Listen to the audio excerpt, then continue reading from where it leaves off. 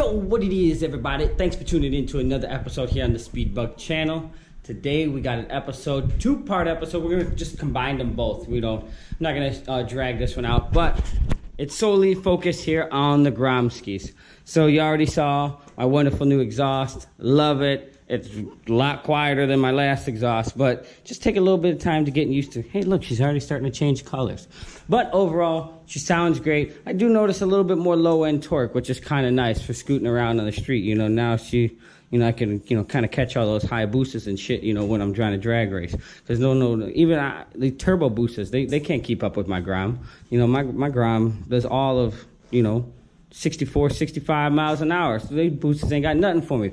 But that's not the episode, and that's not the topic of this episode. The topic of this episode here is doing a little favor, a little switcheroo. So obviously we have this Grom, this one's mine, and we have my girl's Grom here, that one's hers. So obviously we all know the stock chain on the Groms. They just suck. They just suck completely.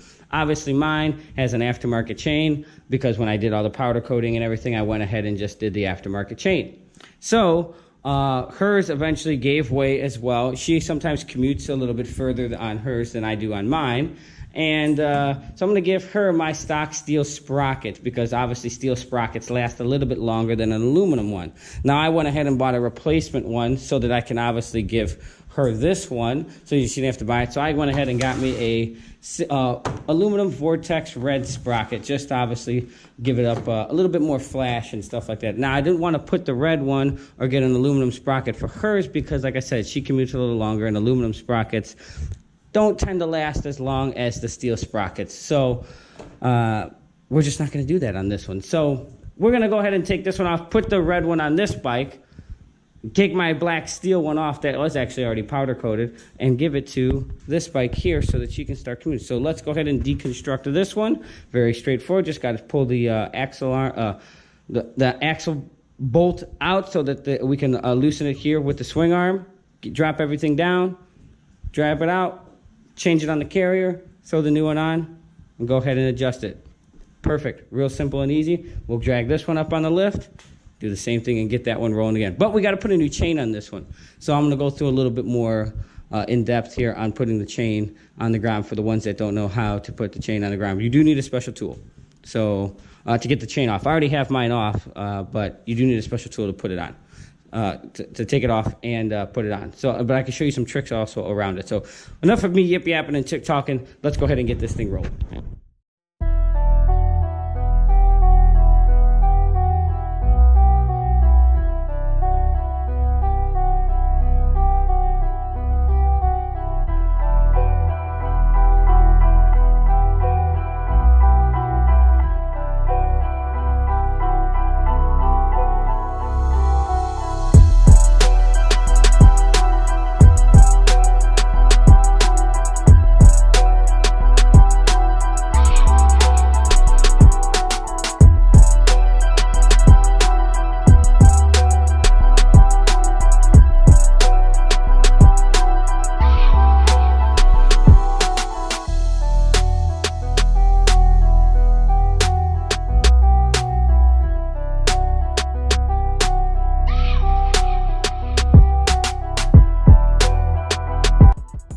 Alright, ladies and gentlemen, now that we have it all back together, now you can see the red sprocket.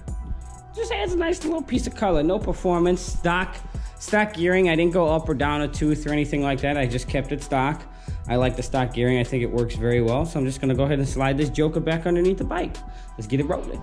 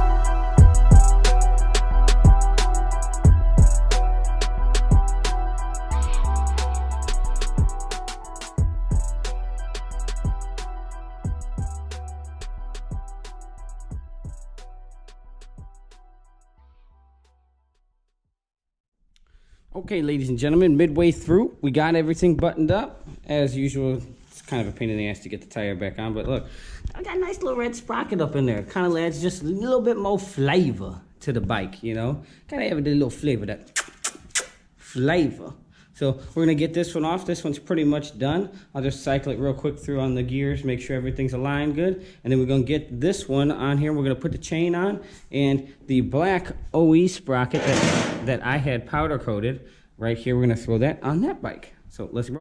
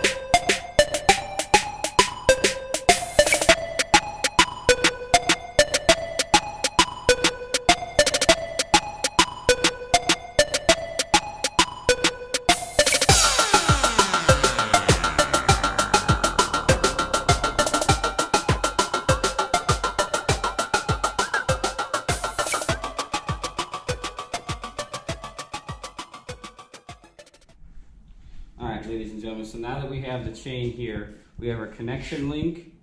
Now this chain is already pre-linked. This was just a next leftover chain that I obviously had just laying around, so I'm just, so she doesn't have to buy anything. Just gonna go on ahead and just throw this on the bike first so we can obviously get it operational. So we threw it around the front sprocket. Now we gotta put it on up here and get it around the drive sprocket. Now some people like to do it with the wheel off. I've just done it enough time I can do it with the wheel on. It just all really depends on your preference. Definitely a messy job, so make sure you have some gloves because your hands are going to get slimy and greasy from the chain, whether it's chain glue or chain lube, whichever chain that you decide to buy. This here happens to be an EK chain. It's an okay brand, it's not bad. I don't have anything negative or anything to say about them. But I'll tell you what, anything's better than the stock chain. Anything is better than the stock Honda ground chain. If they cut any corners on this bike, it was definitely in the chain. And getting around the drive sprocket sometimes can be a little tedious. Once you see that sucker come out through the bottom, grab it.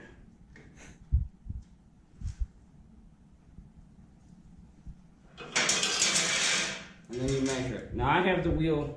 Now here's the thing that you also want to do, measuring with the wheel. This is another good tech tip. The chain is always going to come longer than obviously needed. I think this chain came with 120 links. So I think the grom is standard like 114, 116, somewhere around there. You want to put the swing arm more in the forward position because you got to remember this is a new chain. It's definitely going to stretch. So as it's going to stretch, it'll move into the center part of the swing arm. But you don't want to put it all the way in the back of the swing arm, obviously, because, well, once it stretches, then you're shit out of luck. Then you can't tighten your chain, and then it's going to break and fall off and chew up some sprockets and everything else under the sun. So I already know where I got the swing arm because I've kind of done this. So I'll just go ahead and semi-measure where I need to go. And if you're not sure, always take one extra link. Maybe I said that wrong. If you're not sure, take one extra link forward rather than back, because if you take one out too much, you're kind of shit out of luck. You kind of destroyed your chain. But you can always take an extra link going forward and going out. So right now what I'm doing is I'm measuring to see how many links I need for this chain. And you press the rivet down.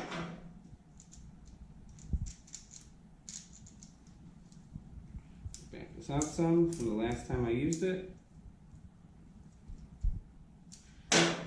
Measure twice, cut once. Just to be safe. Always rather be safe than sorry, because you didn't get this far and then be like, oh shit, I messed up my chain.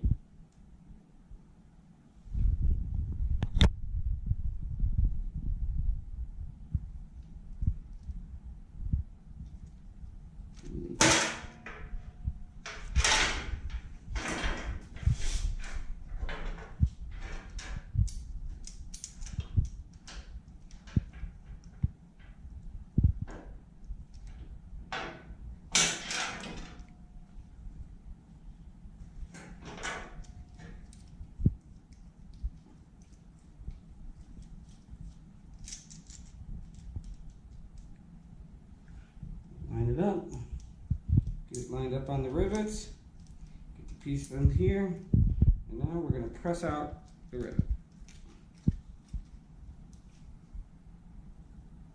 Perfect. And then, that's one, and then you gotta do, you kind of find the one that you pressed out, and then you go, sometimes you can wiggle it out, sometimes you can't. If you can't, keep going.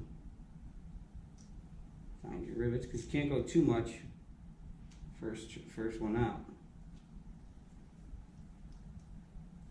Hold it.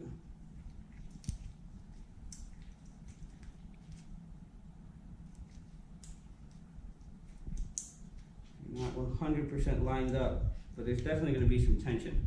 And now you can see it's starting to press the links apart. And there it goes.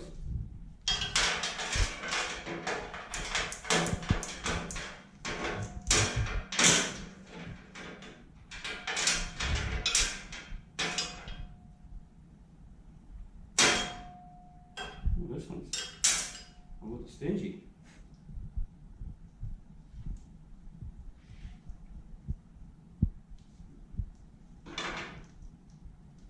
And if it doesn't want to come out, you can always use the tool to get inside there and press it out, just like so. And now we have the chain at approximate length, and you can see it's just almost too short, right? Well, that's where we have our connecting link. Take our connecting link, throw it in where we broke the chain, take it on this side,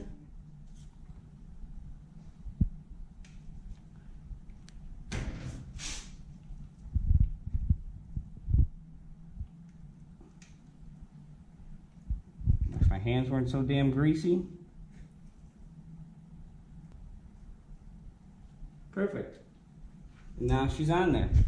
And you take your outside link. Sometimes some chains have O-rings, sometimes not. This one doesn't. And then you have your last but not least, you have your retaining ring that locks everything in place. And to get that retaining ring on, you usually need a pair of pliers.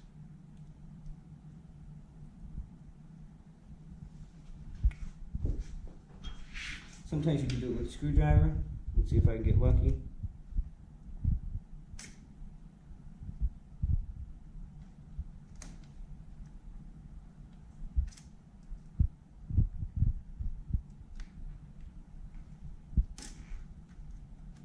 I can't, so I'm gonna go obviously get a pair of pliers.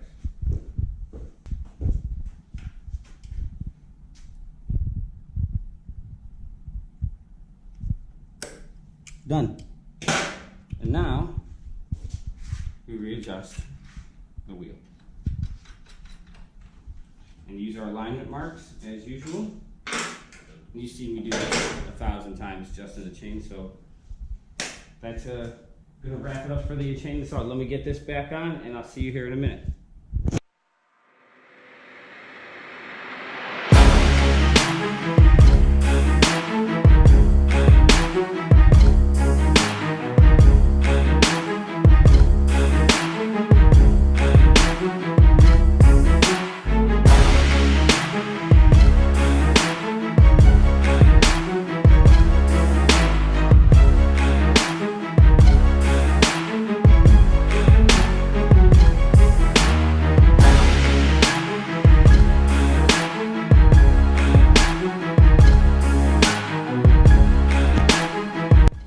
Alright, she is fixed, she's rolling, rocking, ready to go. Sprocket's on, chain is on, good. And I always put my chains a little bit on the tight side because they're going to loosen up, obviously, as you're going to ride them.